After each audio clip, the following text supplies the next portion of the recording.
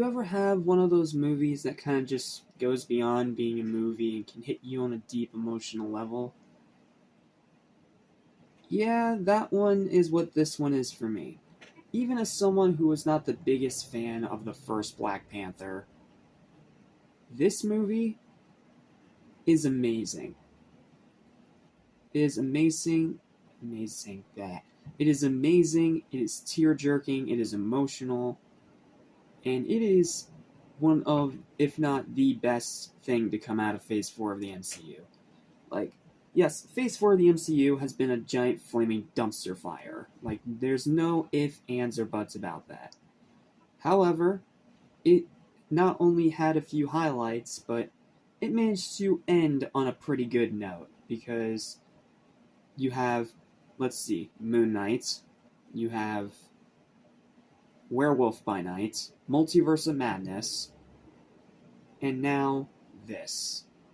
A movie that was dealt just the absolute worst hand humanly possible, but managed to turn it into a complete win that celebrates the legacy and the culture that this character and this actor embodied and empowered. Yes, this is a movie that unfortunately had to be made regardless of the sad, tragic, and unexpected death of Chadwick Boseman, which also meant it was probably going to be the death of T'Challa. And unfortunately, and for obvious reasons, that happened off screen at the beginning of this movie. But it doesn't just end with an off-screen death. Now, there is a funeral, there is a grieving process from everyone involved, and all of them trying to still carry on the mantle that he left behind. This is not just another Marvel movie or another Black Panther movie. It's a movie about grief. It's a movie about finding ways to overcome loss to make yourself stronger. And every time I watch this movie, it still hits just like it did when I first watched it. And I feel stupid for having no hope in it when it was initially announced. Now, I'm sure I wasn't alone on that one, because it's like, well, what's the point of doing a second Black Panther without Black Panther? Well, they still found a way, and it turned out to be something truly amazing that I'm sure that Chadwick himself would be more than proud of. So, let's dive into this movie and see how it ended on Phase 4 on a pretty high note. Welcome back to Mesa Station. Welcome back to Marvelous May. We are now at the tail end, as we only have, 4 or 3 final reviews to go for Marvelous May until we say sayonara to the MCU. For now, until July when we get Fantastic Four. With Black Panther 2, Wakanda Forever, it was dealt the worst hand possible, because no one could have predicted that Chadwick would have passed away at such an early age. Dude was only 46. And it not only impacted the culture that he empowered, it not only impacted the community, it not only impacted his friends and family, but it kind of impacted pop culture itself, because when that news broke, everyone, regardless of nationality or views or any of that crap, all came together to collectively mourn his passing and celebrate the contributions he brought to cinema. Because while his most well-known role is Black Panther, he was in a lot of other really impressive stuff too. So, yeah. So, needless to say, Ryan Coogler had a lot to work through. Not only was he grieving from the loss of his friend, along with all the other cast members of Black Panther, but he was also having to try to push through that grief to make this second installment. And instead of using it as a way to, take away grief, he instead decided to make the movie about grief. And it hits on a deeper level than almost any other film in this entire cinematic universe. Sure, it may sound like I'm doing a lot of build-up, but trust me when I say it's for good reason. This movie should have not worked. It should have been a massive fail, but instead, it turned into a complete and total win. Now, it has its haters, it has its critics, but me, personally, I love this movie. To the point where it made my best list, and I believe in the top 5 of the best list of 2022 when it came out.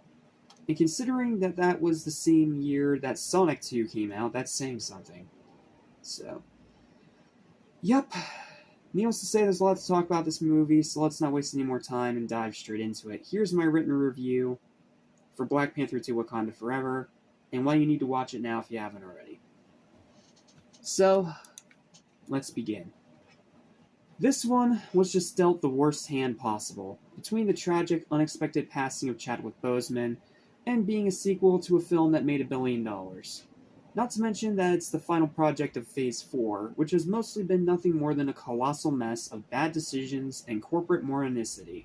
I mostly blame Disney for that. Yet despite all of that hardship and all of that turmoil, they still managed to deliver one of the strongest entries in not just the phase, but in the whole MCU. Black Panther 2 Wakanda Forever is a touching, dark, dramatic, Oscar-winning, and admirably strong sequel to the original Black Panther. Great storytelling, superb acting, very hard-hitting emotional moments including both T'Challa's funeral and a huge character death, strong themes of grief, great action, solid humor that gives some levity when it's needed, mostly from Okoye, because Okoye will never stop being funny. One of the best villains in years in Namor. They took one of the lamest characters in their entire back catalog and turned him into one of the most compelling and interesting villains we've seen in the MCU in a long time. Excellent runtime, spectacular character development, a much better soundtrack, high rewatchability, and an ending that will leave absolutely no dry eyes by the time it's done. The ending of this movie will make you cry, and even the little after-credits scene will make you cry because it ties into that ending. Sure, the effects are still hit or miss, mainly because of, reportedly, according to some of the effects people that worked on some of these projects, Marvel was rushing them to get things done, so as a result they look pretty bad. And Ironheart is a bit shoehorned in out of obligation to the universe building. I have nothing against Ironheart. I do think that she's a great character in this movie, and the way that she interacts with Okoye and Shuri is really, really good. But I hate the suit design, and she is more there out of obligation, rather than actually fitting into the narrative. But this is still a remarkable achievement, regardless of everyone involved, and deserves nothing but the utmost respect to everyone involved, for working through their real-life grief from losing their best friend, to make such a strong piece of film to give closure to the fans of the actor and everything he stood for, while also joining them in mourning him.